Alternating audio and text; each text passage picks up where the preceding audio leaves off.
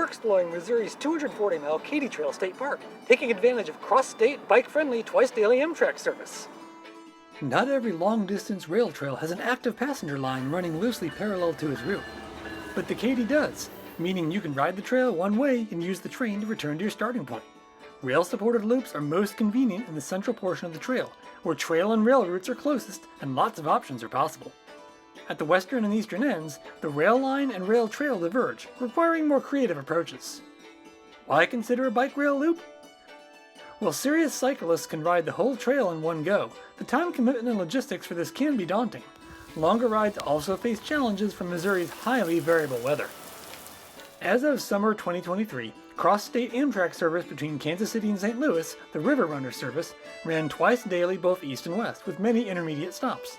Two of these also connect through to and from Chicago as part of Amtrak's Lincoln service. Check the Amtrak website for current schedules, keeping in mind that the River Runner is listed separately from the combined River Runner Lincoln service, and that the latter seems more likely to run late. Bikes are carried in special racks right on the coaches, and conductors are happy to help load and unload. Make sure all gear is off the bike so this can happen efficiently. These new bike-friendly coaches are a significant upgrade from older Amtrak equipment in comfort and roominess.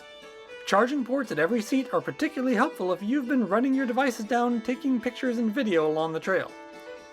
But Amtrak allows a very limited number of bikes per train, and you'll need to reserve these slots when purchasing a ticket. Annoyingly, there's no way to check bike rack availability without starting the process of booking a specific ticket, which can get old quickly if you're trying to assess multiple possible travel dates. As casual cyclists, we divided the trail into 4 shorter segments that form rail-supported loops or out-and-back rides, and that can be done at a relaxed pace over a 3-day weekend.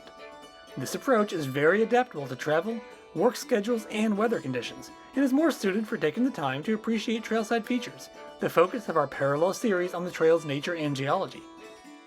In this series, we'll discuss the logistics of riding each of these segments with a focus on making connections between trail and rail, covering the straightforward central loops, the out-and-back western trip, and the especially complex eastern loop across St. Louis.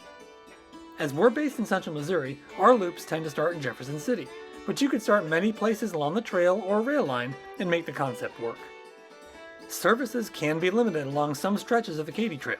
While other good resources already exist to help you plan trips overall, we'll also briefly discuss how we address things like lodging